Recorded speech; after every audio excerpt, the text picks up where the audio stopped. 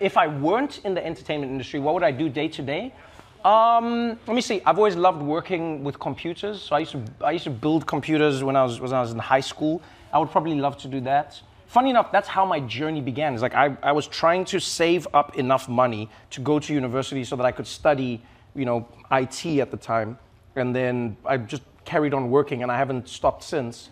So now maybe I'll go to university and finally get that degree and do that. Yeah. So I love doing that. I also always wanted to be a salesman.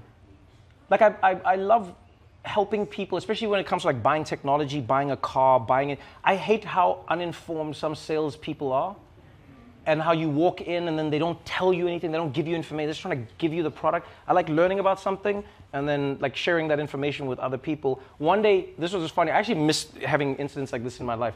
I was in Best Buy here in New York. No one knew who I was at all. It was just like, I was coming in from South Africa, I was doing shows, and I was in Best Buy. And I guess I'd spent a lot of time in one section, and this old woman was there looking at laptops, and she couldn't figure out which one to go with.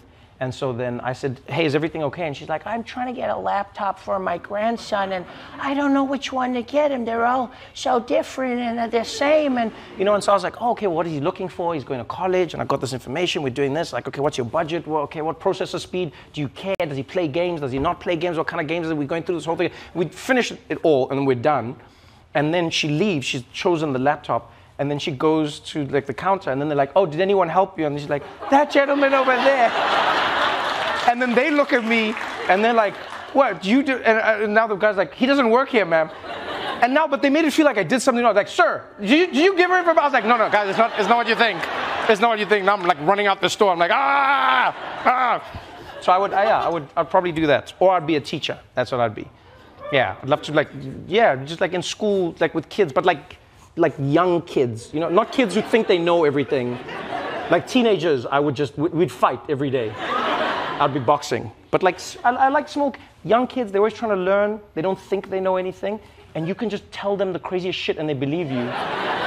I'll give them 99% real information and then 1% just random shit that I would hope would stick with them in their brains so that they say it as an adult at a dinner table because they learned it. Do you know what I mean? So that like just randomly at a dinner table, they'd be like, well, the reason they're called frogs is because the sound they make is frog. And people be like, that's not why they call them. Like, no, I learned that from my teacher, Mr. Noah, in school. And then people be like, let's Google it. And he'd be like, damn you, Mr. Noah!